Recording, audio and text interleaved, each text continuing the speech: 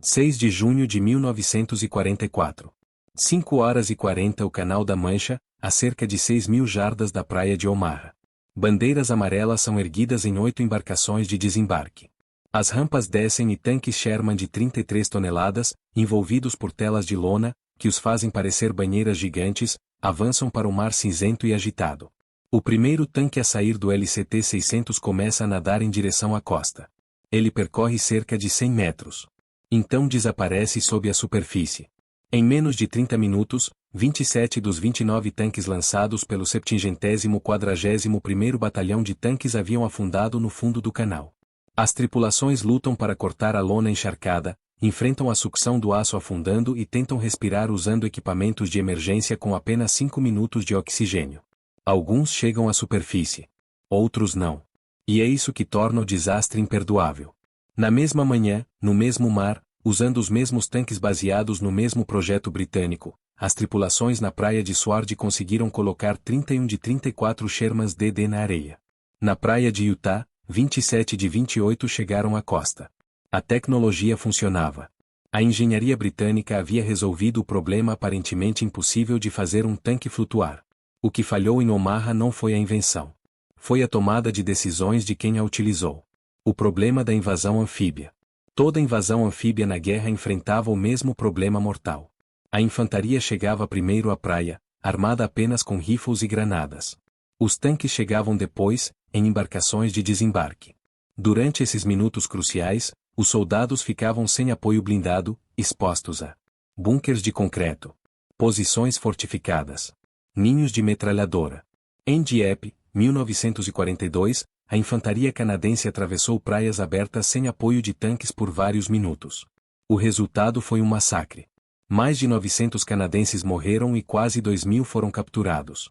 Os alemães entenderam essa fraqueza e construíram o Muro do Atlântico exatamente em torno desse momento vulnerável. Em Omaha, as falésias que dominavam a praia possuíam 8 bunkers de concreto, 35 casamatas, 18 canhões antitanque, 85 posições de metralhadoras. Todas projetadas para massacrar a infantaria nos primeiros minutos antes da chegada dos tanques. A solução britânica. A pergunta para os engenheiros britânicos era simples. Como colocar um tanque na praia ao mesmo tempo que a infantaria, sem usar um grande navio de desembarque que se tornaria um alvo enorme? A resposta veio de Nicholas Trausler, engenheiro nascido na Hungria que se tornou cidadão britânico. Ele trabalhava nesse problema desde 1927. Seus primeiros projetos usavam flutuadores gigantes presos aos lados do tanque, mas eram enormes e impraticáveis. Em 1934, ele abandonou essa ideia e criou algo muito mais elegante. Uma tela de lona dobrável, presa a uma plataforma de aço ao redor do casco do tanque. Quando inflada com ar comprimido, essa tela subia até 3,8 metros de altura, deslocando água suficiente para fazer flutuar 33 toneladas de aço.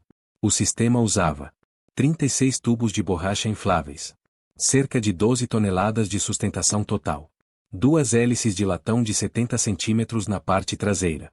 Essas hélices eram movidas pelo motor do tanque e permitiam que ele avançasse na água a 4 nós, aproximadamente velocidade de caminhada. O sistema foi chamado de Duplex Drive, DD, porque o tanque usava hélices no mar, esteiras em terra. Os soldados apelidaram o tanque de Donald Duck por causa das iniciais DD. Um sistema brilhante, mas com limites. De acordo com os documentos de engenharia preservados no Museu de Tanques de Bovington, o sistema foi projetado para operar em mar estado 3. Ondas de no máximo 60 centímetros. A distância entre a água e o topo da lona era de cerca de 90 centímetros. Ondas maiores que isso entrariam diretamente dentro do tanque. Um relatório militar de 30 de abril de 1944 alertava. Ondas de 60 centímetros ou mais são muito perigosas. Era um maravilhoso exemplo de engenharia britânica, mas não tolerava erros de julgamento. O treinamento. O Major-General Percy Robar, chamado de volta pelo próprio Winston Churchill, assumiu a 79ª Divisão Blindada em 1943. Ele transformou a unidade na força responsável por todos os veículos especiais do dia D. Robar não inventou o tanque DD, isso foi obra de Strausler. Mas ele criou o treinamento e a doutrina para usá-lo corretamente. As tripulações treinavam em lagos de água doce em Norfolk. Exercícios no mar no sul da Inglaterra. Os regimentos britânicos treinaram por quase um ano inteiro antes da invasão da Normandia. O desastre em Omaha. Na praia de Omaha, 2 batalhões americanos usariam os tanques DD. 741º Batalhão de Tanques. 743º Batalhão de Tanques. Cada um com 32 tanques anfíbios. A ordem da operação determinava que os tanques fossem lançados a 6.000 jardas da praia. Mas havia um problema fatal. A ordem não definia quem poderia cancelar o lançamento se o mar estivesse perigoso. 2 comandantes, 2 decisões. Por volta das 5h05, 2 decisões diferentes aconteceram. No setor oeste, Capitão Ned Elder olhou para as ondas de 1,5 a 2 metros e decidiu. Seus tanques não nadariam. Todos seriam levados diretamente até a praia nas embarcações. No setor leste, Capitão James Thornton decidiu lançar os tanques mesmo assim. Às 5h40, 29 tanques entraram no mar. As condições eram o dobro do limite de projeto. Ondas de 1 a 1,2 metros, com picos de 1,8 metros. O primeiro tanque afundou em menos de 100 metros. E então um após o outro começou a desaparecer. O resultado: dos 29 tanques lançados, 27 afundaram. Apenas 2 chegaram à praia por conta própria. As tripulações tinham coletes salva-vidas, botes infláveis, facas para cortar a lona, equipamentos de respiração de emergência. Muitos homens sobreviveram porque ficavam em cima do tanque durante a travessia, não dentro dele. Mesmo assim, o batalhão perdeu 45 homens mortos naquele dia. O contraste com as praias britânicas. Enquanto isso, Praia Sword. 31 de 34 tanques chegaram. Praia Juno. 14 de 19 chegaram antes da infantaria. Praia Gold. Os tanques foram levados diretamente à praia devido ao mar agitado. Praia Utah. 27 de 28 chegaram com sucesso. O padrão era claro. Dedo indicador apontando para a direita quando os comandantes adaptavam o plano, os tanques sobreviviam. Dedo indicador apontando para a direita quando seguiam rigidamente o plano, homens morriam. O impacto em Omaha. A praia de Omaha sofreu entre 2.400 e 3.700 baixas no dia D. A ausência de tanques durante a primeira hora foi um fator decisivo. Metralhadores alemães dispararam por horas sem oposição blindada. Só mais tarde tanques do 743º Batalhão, que haviam sido levados diretamente à praia, começaram a apoiar a infantaria. O legado. O tanque Sherman DD não foi um fracasso. Ele provou seu valor várias vezes depois. Atravessou o rio Escalda em 1944. Cruzou o rio Reno em 1945. Participou de operações até o fim da guerra. Mais de 1.000 Shermans DD foram produzidos. Hoje, 22 destroços confirmados ainda repousam no fundo do mar diante de Omaha Beach. Seus canhões ainda apontam para a costa que nunca alcançaram. O Sherman DD funcionava exatamente como projetado. Em 4 praias, ele salvou vidas. Em uma praia, decisões ruins transformaram um triunfo da engenharia britânica em uma tragédia americana. Ninguém, naquela linha específica da costa da Normandia, tinha autoridade clara para cancelar o lançamento quando as condições ultrapassaram os limites do projeto. E na guerra, pequenas lacunas de autoridade podem custar centenas de vidas. O que aconteceu com os tanques no fundo do mar? Quando os Sherman DD começaram a afundar em Omaha, o processo era rápido e brutal. A lona inflável que mantinha o tanque flutuando era sustentada por estruturas metálicas finas chamadas struts. Quando uma onda forte atingia o tanque de lado, essas estruturas podiam entortar, quebrar ou rasgar a lona. Assim que a tela perdia sua forma, a água começava a entrar. Primeiro lentamente. Depois de forma catastrófica. A água enchia o compartimento do motor e o tanque perdia estabilidade. Com 33 toneladas de aço puxando para baixo, ele afundava rapidamente. O peso criava um efeito de sucção perigoso. Homens que saltavam para fora do tanque podiam ser puxados para baixo pela massa afundando, algo relatado por vários sobreviventes. O ponto mais vulnerável da tripulação. Um Sherman normalmente tinha 5 tripulantes.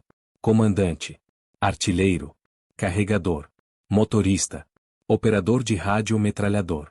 Durante a travessia anfíbia, a maioria ficava em cima do tanque, justamente para escapar caso ele afundasse. Mas havia uma exceção perigosa. O motorista. Ele precisava permanecer dentro do casco para controlar direção e velocidade. Isso significava que ele era o último a perceber quando o tanque estava afundando. Se a lona colapsasse ou o tanque inclinasse rapidamente, o motorista podia ficar preso dentro de uma caixa de aço afundando. Por isso os tanques carregavam facas grandes, equipamentos de respiração de emergência, botes infláveis. Mesmo assim, escapar de um veículo afundando no meio de ondas de mais de 1 metro era extremamente difícil. O detalhe que agravou o desastre.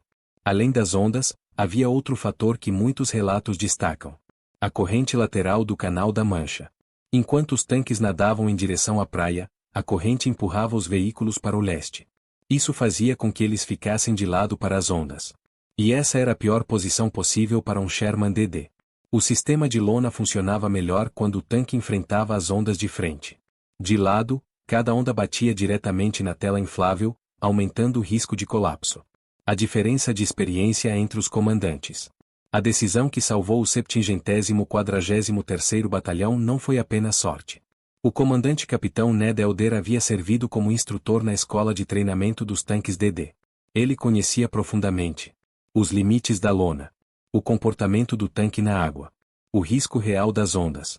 Ao ver o mar naquela manhã, ele percebeu imediatamente que aquilo excedia os limites de segurança. Por isso tomou a decisão simples: não lançar os tanques. Eles iriam diretamente à praia nas embarcações. Essa decisão salvou quase todos os blindados do batalhão.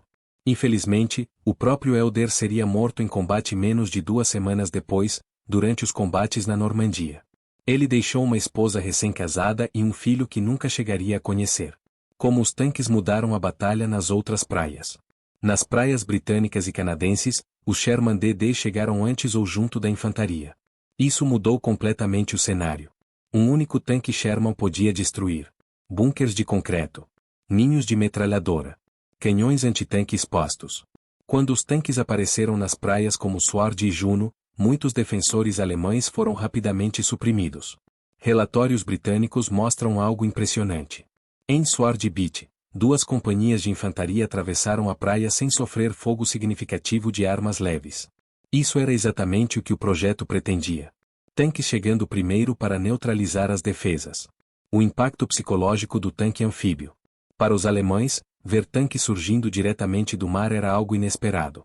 Relatos de defensores descrevem a surpresa de observar o que pareciam ser barcos estranhos com torres de tanque aproximando-se da costa.